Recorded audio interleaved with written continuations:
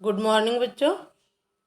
अपन पढ़ रहे हैं पार्ट 2 और पार्ट 2 में आज हम पढ़ेंगे मराठा सम्राट छत्रपति शिवाजी।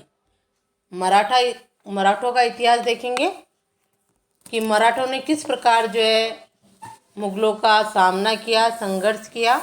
थोड़ा परिचय हम देख चुके थे सवाई जय सिंह का और छत्रपति शिवाजी के मध्य जो पुरंदर की संधि हुई थी 1665 ईस्वी में, उसका परिचय हमने जान लिया था। अब देखो मराठों का इतिहास। ये छत्रपति शिवाजी, किताब खोल लो अपना। मराठों का इतिहास। मराठा शक्ति का उत्कर्ष किसी एक व्यक्ति का कार्य न होकर एक विशेष समय में उत्पन्न हुई अस्थायी परिस्थितियों का परिणाम था। भारत के पश्चिम दक्षिण भाग में स्थित दक्कन के पठारों को संप्रति पठारों के नाम से जाना जाता है। महाराष्ट्र भारत के दक्षिण पश्चिम में है, तो ये दक्कन का पठार आ जाता है यहाँ पर। इस भाग को, भारत के इस दक्षिण पश्चिमी भाग के दक्कन के पठारों को किस नाम से जाना जाता है? संप्रति महाराष्ट्र के नाम से जाना जाता है। तो मराठा कहाँ थे? महाराष्ट्र में। अधिकांश भाग पठारी होने के कारण यहाँ के निवासी परिश्रमी और साहसी रहे। मराठा कहे जाने वाले महाराष्ट्रवासी छोटे कद और मजबूत शरीर वाले होते हैं। गुरिल्ला युद्ध में कुशल होते थे। ये छोटे कद और मजबूत शरीर वाले और मेहनती इंसान होते थे ये महाराष्ट्र के मराठा, और गुरिल्ला युद्ध में कुशल होते थे। गुरिल्ला युद्ध यानी छापामार युद्ध प्रणाली, जिसमें छुपकर वार करते हैं, सामने आकर युद्ध करने से थोड़े कतराते हैं। इसका कारण ये भी था कि ये संख्या में भी कम थे, इसलिए भी ये जो है गुरिल्ला युद्ध यानी छापामार युद्ध करते थे। वे खुले युद्ध से भरसक बचते थे और अपने दुश्मनों पर छिपकर वार करते थे। गुरिल्ला युद्ध क्या होता है? दुश्मनों पर छुपकर वार करना, यानी झाड़ियों में, ऐसे पहाड़ों में छुपे रहते थे और जैसे ही कोई मुगल सैनिक या दुश्मन का सैनिक दिखता उस पर वार कर देते थे। वो होता है गुरिल्ला युद्ध, या इसका दूसरा नाम है छापामार युद्ध। 15वीं और 16वीं शताब्दी के धर्म सुधार और भक्ति आंदोलन ने सामाजिक एकता को और अधिक सुदृढ़ किया। दक्षिण में जनसाधारण आधारित इस धार्मिक आंदोलन का नेतृत्व तुकाराम, रामदास, अंडरलाइन कर लो इन पे, ये जो महाराष्ट्र में चलने वाले धार्मिक आंदोलन के संत थे, ये तुकाराम, रामदास, एकनाथ, वामन पंडित इत्यादि संतों और दार्शनिकों ने किया। क्या? दक्षिण में जनसाधारण आधारित धार्मिक आंदोलन का नेतृत्व। धार्मिक आंदोलन चल रहा था, तो ये धार्मिक आंदोलन के दार्शनिक संत थे। ये आंदोलन ऊंच नीच, जाति व्यवस्था और कर्मकांड के विरुद्ध था, जिसने सभी के लिए भक्ति द्वारा ईश्वर प्राप्ति का मार्ग दिखाया। मराठी भाषा बहुत सरल और व्यवहारिक थी, तो ये आप इसमें अंडरलाइन कर लो। ये धार्मिक आंदोलन पर, धार्मिक आंदोलन महाराष्ट्र में जो है ऊंच नीच, जाति प्रथा, जाति व्यवस्था आदि के आधार पर काफ़ी भेदभाव होने लग गया था, तो इसके विरुद्ध जो है धार्मिक आंदोलन चला। उसका नेतृत्व इन संतों ने किया था, और ये आंदोलन ईश्वर प्राप्ति का मार्ग दिखाता था लोगों को, जिसमें जाति पाति, ऊंच नीच, भेदभाव को समाप्त किया गया। यहाँ इस पैराग्राफ में सिर्फ 1 नंबर का प्रश्न आपके ये गुरिल्ला युद्ध का बनता है। अब देखो छत्रपति शिवाजी, ये यहाँ से इनका परिचय है, यह आपके 4 अंक का प्रश्न बनेगा पूरा। छत्रपति शिवाजी की परिचय दीजिए और उनकी उपलब्धियों का उल्लेख कीजिए या फिर उनकी विजयों का उल्लेख कीजिए। जो भी है, पीछे भी है, पाठ के पीछे भी शिवाजी का प्रश्न है आपके। 4 अंक का इम्पोर्टेंट क्वेश्चन, और 1 नंबर के तो जो बन रहे हैं, जो बन ही रहे हैं लाइन वाइज। देखो लिख लो यहाँ पे परिचय, यहाँ से लिख लो शिवाजी का परिचय। 20 अप्रैल 1627 ईस्वी को सिवनेर के दुर्ग में शिवाजी का जन्म हुआ। 1 नंबर का प्रश्न भी बन सकता है, शिवाजी का जन्म कब और कहाँ हुआ? 20 अप्रैल 1627 ईस्वी को सिवनेर के दुर्ग में शिवाजी का जन्म हुआ। वे शहाजी भोसले की प्रथम पत्नी जीजाबाई के पुत्र थे। आपको पता ही होगा छत्रपति शिवाजी के पिताजी का नाम शहाजी भोसले और माता का नाम जीजाबाई था। किसी कारण माता पिता में अनबन हो गई थी, इसलिए जो है ये जीजाबाई के पास रहते थे, और इनके दादाजी थे कोणदेव। उन्होंने, जीजाबाई ने, माता जीजाबाई और दादाजी कोणदेव ने इनका पालन पोषण किया था और बचपन से ही इनको जो है इतना सुदृढ़, स्वाभिमानी और मजबूत बनाया था इन्होंने। तो माता पिता का नाम क्या था? शहाजी भोसले, और पिता का नाम और माता का नाम जीजाबाई। शहाजी बीजापुर के एक सामंत थे जिन्होंने तूकाबाई मोहिते नामक एक अन्य स्त्री से विवाह कर लिया था। इस कारण जीजाबाई उनसे अलग रहती थी। बालक शिवाजी का लालन पालन उनके स्थानीय संरक्षक दादाजी कोंडदेव, अंडरलाइन कर लो, दादाजी कौन थे? कोंडदेव, और जीजाबाई के गुरु समर्थ स्वामी रामदास की देखरेख में हुआ। गुरु कौन थे शिवाजी के? समर्थ गुरु रामदास। संरक्षक उनके दादाजी कोंडदेव। गुरु का नाम भी पूछा जा सकता है 1 नंबर में। जिन्होंने उन्हें मातृभूमि की रक्षा के लिए प्रेरित किया। दादाजी कोंडदेव से उन्होंने सेना और शासन की शिक्षा पाई थी। 12 वर्ष की अल्प आयु में शिवाजी ने अपने पिता से पूना की जागीर प्राप्त की। इस पे अंडरलाइन कर लो। 12 वर्ष की आयु में उन्होंने अपने पिता से जो है पूना, महाराष्ट्र में ही है, वहाँ की जागीर प्राप्त की। तो यहाँ तक परिचय आप अपने शब्दों में देना, ठीक है। शिवाजी का परिचय सुनो, क्या लिखोगे? 20 अप्रैल, शिवाजी का जन्म 20 अप्रैल 1627 ईस्वी को सिवनेर के दुर्ग में हुआ। इनके पिता का नाम शहाजी भोसले और माता का नाम जीजाबाई था। इनका लालन पालन इनके दादा कोंडदेव के संरक्षण में हुआ और जीजाबाई के गुरु समर्थ स्वामी रामदास शिवाजी के गुरु थे और इनके दादा कोंडदेव और माता जीजाबाई और गुरु रामदास ने मिलकर इनको मातृभूमि की रक्षा के लिए प्रेरित किया और स्वाभिमान की भावना जागृत की और एक अच्छा मजबूत मराठा योद्धा बनाकर इनको तैयार किया यहाँ तक, ठीक है। फिर क्या हुआ? 12 वर्ष की अल्पायु में इन्होंने शिवाजी ने अपने पिता से पूना की जागीर प्राप्त कर ली। अब देखो आगे, प्राप्त की। सर्वप्रथम 1646 ईस्वी में 19 वर्ष की आयु में उन्होंने कुछ मावले युवकों का एक दल बनाकर पूना के निकट स्थित तोरण दुर्ग पर अधिकार कर लिया। आप विजय यहाँ से कर लेना इनकी, ठीक है, नंबर 1 डालकर। यहाँ से शिवाजी की विजय शुरू हो जाती है। पहले पिता से जो जागीर प्राप्त करी वो विजय में नहीं आएगा, वो आपको परिचय में ही लिखना होगा। यहाँ तक लिख लो, ठीक है, कि उन्होंने जो है कोंडदेव ने और गुरु रामदास ने जो है इनको जो है एक कुशल योद्धा बना दिया था और स्वामी भक्त, ये मातृभूमि के प्रति भी समर्पित थे और हर तरह से जो है ये मराठा सम्राट बनने के योग्य थे। तो 12 वर्ष की आयु में ही इनके पिता अलग रहते थे, लेकिन फिर भी जो है उन्होंने, पुत्र तो था ना उनका, तो उनको इनको जो है पूना की जागीर दे दी थी।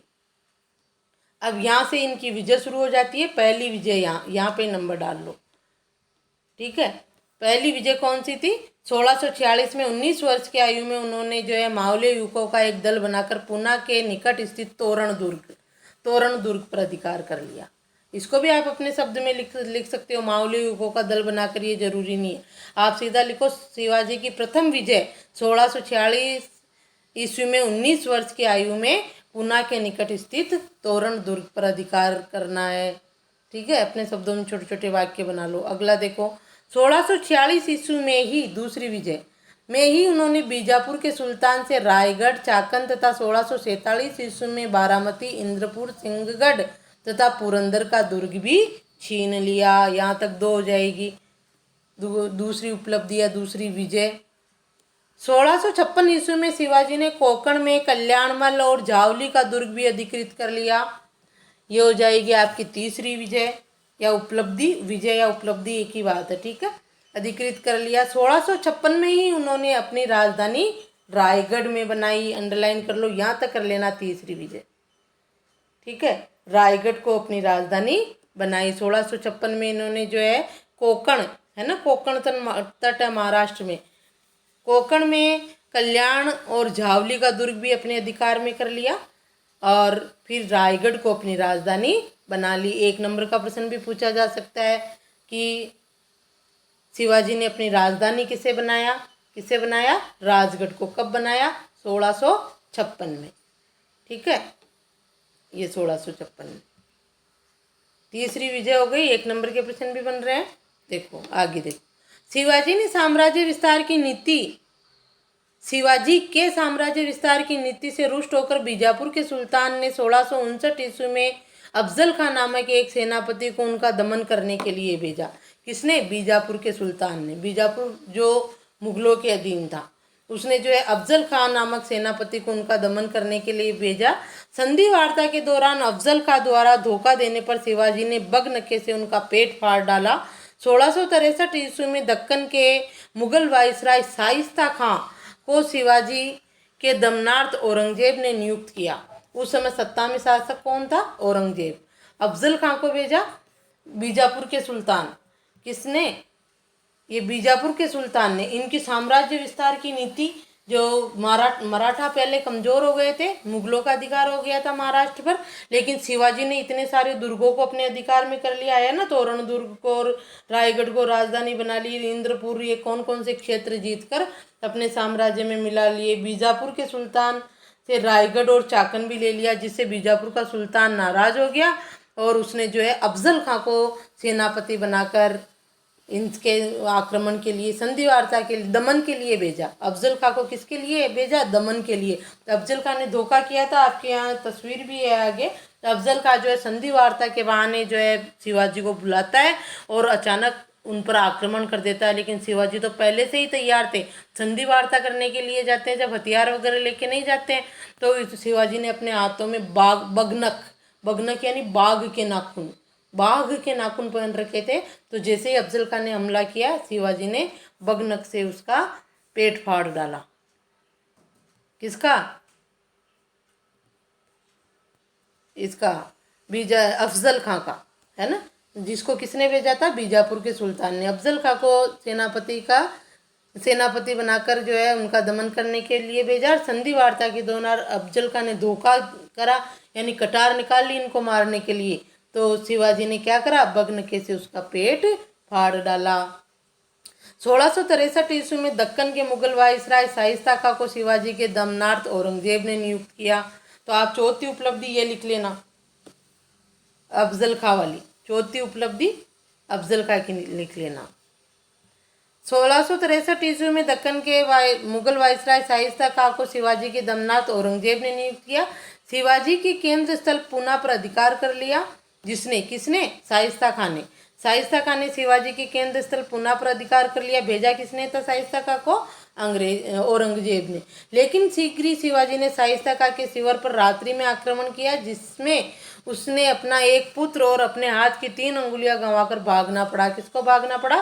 शाइस्ता खां को।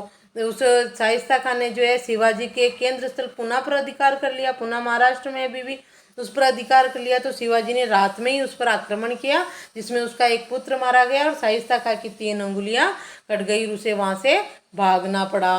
किसको? शाइस्ता खां को। इस तरह इन्होंने शाइस्ता खां को भी पराजित कर दिया। बीजापुर के सुल्तान ने अफजल खां को भेजा था, उसको भी बगनखे से मार डाला। आगे देखो, 1664 ईस्वी में शिवाजी ने मुगलों के अधीन सूरत को लूटा। अगली उपलब्धि ये डाल लो, या विजय। सूरत को लूटा। ये सूरत को इधर लूटपाट मचा रहे थे, औरंगजेब, बीजापुर का सुल्तान, ये सब जो है भेज रहे थे, इनको परास्त कर रहे थे ना। इससे जो है औरंगजेब बहुत नाराज हो गया।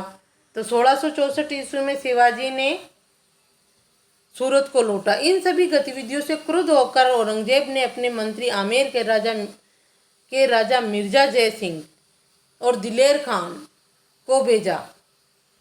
मुगल सेना ने उसके अनेक किले अधिकृत कर लिए। विवश होकर शिवाजी ने जयसिंह के साथ 1665 ईस्वी में संधि कर ली, जो पुरंदर की संधि के नाम से विदित है यानी जानी जाती है। अब जो है औरंगजेब क्रोधित हो गया इस तरह शिवाजी के बढ़ते हुए प्रभाव को देखकर। तब जो है औरंगजेब ने आमेर के मिर्जा राजा जयसिंह, कौन सा राजा था उस समय? मिर्जा राजा जयसिंह को भेजा और दिलेर खान को, दोनों को जो है भेजा। और फिर विवश होकर जो है शिवाजी को पुरंदर की संधि करनी पड़ी। बेटा एक ये प्रश्न ये भी बनता है, 4 अंक का बनता है पूरा, कि शिवाजी को पुरंदर की संधि क्यों करनी पड़ी। तो इसका उत्तर से प्रश्न होगा, शायद बना के भेजूंगी मैं उसमें, कि शिवाजी को जो है पुरंदर की संधि करने के लिए विवश क्यों होना पड़ा। 4 अंक का पूरा प्रश्न है, तो इसके लिए आपको ऊपर से ही थोड़ा परिचय देना होगा कि इस तरह से जो है शिवाजी अपने साम्राज्य का विस्तार करते जा रहे थे। 1646 से ही जीत रहे थे ना वो, तो उनके बढ़ते हुए प्रभाव को देखकर औरंगजेब जो है क्रोधित हो गया और उसने जो है मिर्जा राजा जयसिंह को और दिलेर खां को भेजा। मुगल सेना ने आक्रमण करने के लिए भेजा, जिससे मुगल सेना ने उनके अनेक किले अधिकृत कर लिए, यानी जीत लिए शिवाजी के किले। तब विवश होकर शिवाजी को जो है 1665 में पुरंदर की संधि करनी पड़ी, यानी अफजल खान वो जो आए शाइस्ता खां उनको तो हरा दिया, लेकिन ये इनको जो है चैलेंज देके भेजा था औरंगजेब ने जय सिंह को और दिलेर खां को कि हर स्थिति में शिवाजी को हराना ही है और पकड़कर जो है मुगल दरबार में उपस्थित भी करना है। ये हमने पहले भी देखा था कि उपस्थित किया भी फिर मिर्जा राजा जय सिंह ने उसको। देखो आगे शिवाजी ने अपने, अब ये पुरंदर की संधि की शर्तें हैं बेटा, पुरंदर की संधि का भी 1 नंबर का इम्पोर्टेंट क्वेश्चन बनेगा आपके। शिवाजी और जय सिंह, मिर्जा राजा जय सिंह के बीच प्रावधान, निम्न प्रावधान थे, यानी शर्तें। पुरंदर की संधि की शर्तें क्या क्या थी, जो कब हुई 1665 में, किस किस के बीच, ये तो देखो शिवाजी ने अपने कुल 35 दुर्गों में से 23 दुर्ग मुगलों को सौंप दिए और मात्र 12 दुर्ग अपने पास रखे। तो अधिकृत कर लिए थे ना मुगल सेना ने उनके दुर्ग, तो 23 दुर्ग मुगलों को देने पड़े। शिवाजी के बड़े पुत्र संभाजी को मुगल दरबार में 5000 मनसबदार बनाया गया। मनसबदार बनाया यानी मुगलों की अधीनता स्वीकार करने के लिए शिवाजी को बुलाया, उपस्थित करना था दरबार में, लेकिन शिवाजी नहीं गए और ये जाने के लिए तैयार नहीं थे। तो जो है जयसिंह ने संधि के अनुसार कहा कि शिवाजी आप नहीं तो आपके पुत्र को भेजो मुगल दरबार में। तब शिवाजी ने किसको भेजा, अपने बड़े पुत्र संभाजी को मुगल दरबार में 5000 मनसबदार बना दिया। तो ये क्या है, दोनों पुरंदर की संधि की शर्तें, ठीक है। अब देखो राजा जयसिंह द्वारा शिवाजी को आगरा स्थित मुगल दरबार में उपस्थित होने के लिए भी आश्वस्त किया। औरंगजेब ने टारगेट दिया था जयसिंह और दिलेर खान को कि उनको उपस्थित दरबार में शिवाजी को जो है जिंदा या मुर्दा पकड़ के उपस्थित करना ही होगा तुम्हें। नाराज हो जाते थे ना फिर ये लोग, जैसे अकबर नाराज हो गया था मान सिंह और उनसे, इस तरह से। देखो तो आश्वस्त भी किया जयसिंह ने, राजा जयसिंह द्वारा शिवाजी को आगरा स्थित मुगल दरबार में उपस्थित होने के लिए उनको आश्वस्त कर लिया। शिवाजी को कहा कि एक बार आप जो है मुगल दरबार में उपस्थित हो जाइए, आपके साथ अच्छा व्यवहार किया जाएगा। इस तरह से उनको बहकावे में ले लिया। हमने पहले पढ़ा था कि बहकावे में क्या, वो संधि के अनुसार ही जो है जयसिंह की बात मान ली शिवाजी ने और मुगल दरबार में उपस्थित हुए। लेकिन मुगल दरबार में उनके साथ एक राजा को राजा से कैसा व्यवहार करना चाहिए वैसा व्यवहार उनके साथ नहीं हुआ और उनका अपमान किया गया, बंदी बना लिया गया था उनको, ये देखा था अपन ने। तो देखो क्या होता है, राजा जयसिंह द्वारा शिवाजी को आगरा स्थित मुगल दरबार में उपस्थित होने के लिए आश्वस्त किया। किसने, जयसिंह ने। जयसिंह ने उनसे कहा कि उन्हें दक्षिण के मुगल सूबों का सूबेदार बना दिया जाएगा, इस तरह आश्वस्त किया उनको। मई 1666 ईस्वी में शिवाजी शाही दरबार में उपस्थित हुए, जहां उन्होंने उनके साथ तृतीय श्रेणी के मनसबदारों जैसा व्यवहार किया गया। अच्छा व्यवहार नहीं किया उनके साथ औरंगजेब ने और उन्हें नज़रबंद कर लिया। नज़रबंद कर लिया यानी 24 घंटे निगरानी में रखा गया, उनको पकड़ लिया वहाँ। लेकिन 1666 ईस्वी में वे अपने पुत्र संभाजी के साथ गुप्त रूप से कैद से निकल भागे और सुरक्षित अपने घर पहुंचे। अगले वर्ष ही औरंगजेब ने शिवाजी को राजा की उपाधि और बरार की जागीर प्रदान की। 2 वर्ष तक शिवाजी ने शांति बनाए रखी, लेकिन 1670 ईस्वी में उन्होंने विद्रोह कर मुगलों की अधीनता में चले जाने वाले अपने सभी किलों पर कब्जा कर लिया। यहाँ से और लगा लो बेटा 1670 से उपलब्धि या विजय, विजय में अगला पॉइंट डाल लो यहाँ पर। अब 1670 में अब क्या हुआ, वो जो है उनको ले तो गया समझा बुझा के जयसिंह, तब उनके साथ अच्छा व्यवहार नहीं किया गया। तब वो संभाजी पहले से ही थे वहाँ पर, पुरंदर की संधि के अनुसार ही थे ना वहाँ 1665 में। तो संभाजी से और अपने कुछ सरदारों के सहयोग से मुगलों के चुंगल से छूटकर शिवाजी भाग गए वहाँ से। और तब औरंगजेब गुस्सा तो हुआ, लेकिन औरंगजेब ने चाल चली और उसने क्या किया कि शिवाजी को राजा की उपाधि दी और जागीर भी प्रदान कर दी।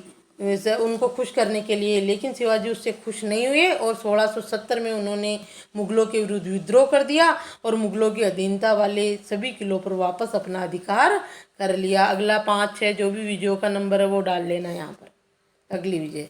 आगे देखो, खानदेश के कुछ भूभागों में स्थानीय मुगल पदाधिकारियों को सुरक्षा का वचन देकर उनसे चौथ यानी आय का चौथाई भाग वसूलने का लिखित समझौता भी किया। चौथ कर है, ये चौथ क्या है, एक कर है। ये भी आपके एक छोटा प्रश्न बन सकता है। चौथ और सरदेशमुखी ये जो है मराठों द्वारा लिए गए कर है। चौथ और सरदेशमुखी तो कर है, टैक्स। देखो, वसूलने का लिखित समझौता भी किया, किससे, मुगल पदाधिकारियों को सुरक्षा का वचन देकर कि तुम्हारी यहाँ पर क्या की जाएगी, सुरक्षा। 1670 ईस्वी में उन्होंने सूरत को दोबारा लूटा, पहले भी लूटा था जिससे तो नाराज हुआ था औरंगजेब, और 1670 में उन्होंने सूरत को दोबारा लूटा। 1674 में रायगढ़ के दुर्ग में शिवाजी ने महाराष्ट्र के स्वतंत्र शासक के रूप में अपना राज्याभिषेक करवाया। यहाँ भी अंडरलाइन कर लो, ये अगली उपलब्धि डालना, अगला नंबर 5, 6, 7 जो भी है। 1674 ईस्वी में, अभी तो शासक तो अब बने हैं शिवाजी। 1674 ईस्वी में रायगढ़ राजधानी थी इनकी, के दुर्ग में शिवाजी ने महाराष्ट्र के स्वतंत्र शासक के रूप में अपना राज्याभिषेक करवाया। इस अवसर पर उन्होंने छत्रपति की उपाधि धारण की। ठीक है, ये लास्ट उपलब्धि होगी इनकी।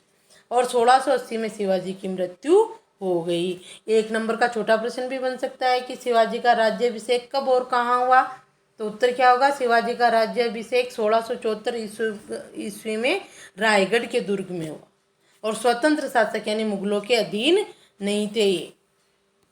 और इन्होंने छत्रपति की, शिवाजी ने, ये भी एक नंबर का प्रश्न बन सकता है कि शिवाजी ने छत्रपति की उपाधि कब धारण की, ये तभी 1674 में रायगढ़ में जो है अपना अभिषेक कराने के बाद इन्होंने छत्रपति की उपाधि धारण की, और 1680 में शिवाजी की मृत्यु ही हो गई।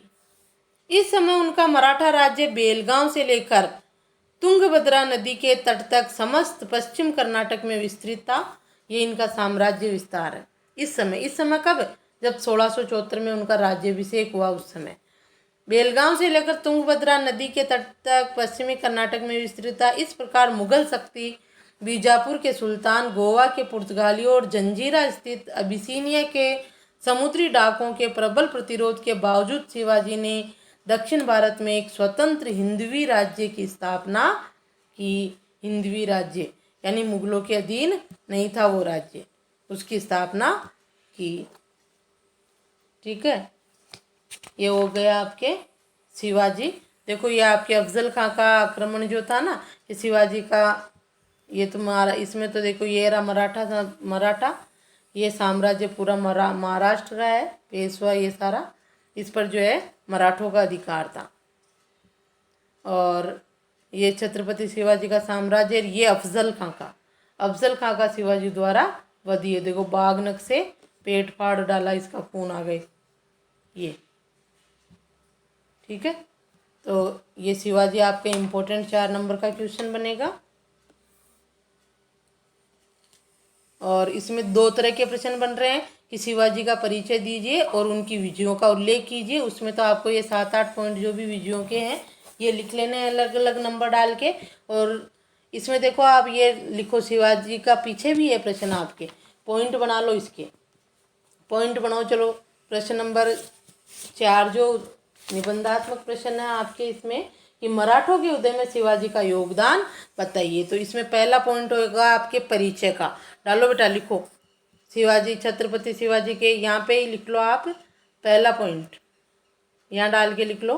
पहला पॉइंट क्या होगा, जो आपका पीछे का निबंधात्मक प्रश्न है, या फिर ये आ जाएगी परिचय दीजिए शिवाजी का और उनकी उपलब्धियों का उल्लेख कीजिए, तो पहला पॉइंट होगा परिचय। ठीक है, दूसरा पॉइंट लिखो विजय। अब इसमें विजय लिखोगे ना, इसमें आप 4-5 पॉइंट लिख देना मुख्य। ठीक है, या 5-7-8 तो पूरे ये वो लिखो। तो फिर लिख देना आप पुरंदर की संधि। तीसरा पॉइंट डालो पुरंदर की संधि में सिर्फ ये आएगा कि 1665 में ये संधि हुई, किस किस के बीच हुई, और ये 2 शर्तें। फिर लिखो राज्याभिषेक। अगला पॉइंट क्या होगा, राज्याभिषेक। उसमें 2 लाइनें आएगी कि 1674 ईस्वी में रायगढ़ के दुर्ग में शिवाजी ने स्वतंत्र शासक के रूप में अपना राज्याभिषेक करवाया, इस तरह। और फिर मृत्यु, 5वां पॉइंट क्या होगा, मृत्यु डाल के ये एक लाइन आएगी, 1680 में शिवाजी की मृत्यु हो गई। इस तरह आप पीछे का जो निबंधात्मक प्रश्न है उसका उत्तर दे सकते हो। प्रश्न अलग अलग तरह के हैं, उसके आपको अलग अलग तरह से उत्तर देने हैं। जैसे यह आ जाए प्रश्न सीधा ही कि मराठों के उदय में शिवाजी का योगदान बताइए, तो ये 5 पॉइंट लिखने हैं आपको, ठीक है। आ रहा ना समझ में आपके 5 पॉइंट कौन कौन से, परिचय, दूसरा विजय, तीसरा पुरंदर की संधि, चौथा राज्याभिषेक और 5वां मृत्यु।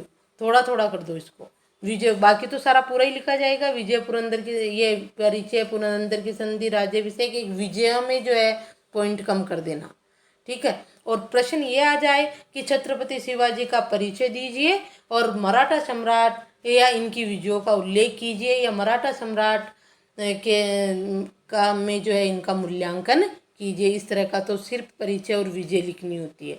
एक प्रश्न मैंने भी आपको बताया कि शिवाजी को पुरंदर की संधि करने के लिए क्यों विवश होना पड़ा, ये भी 4 नंबर का पूछा जा सकता है। तो इसमें आपको इनकी विजयों का ही उल्लेख करना है कि इस तरह से इन्होंने विजय प्राप्त की और अपने साम्राज्य का विस्तार किया।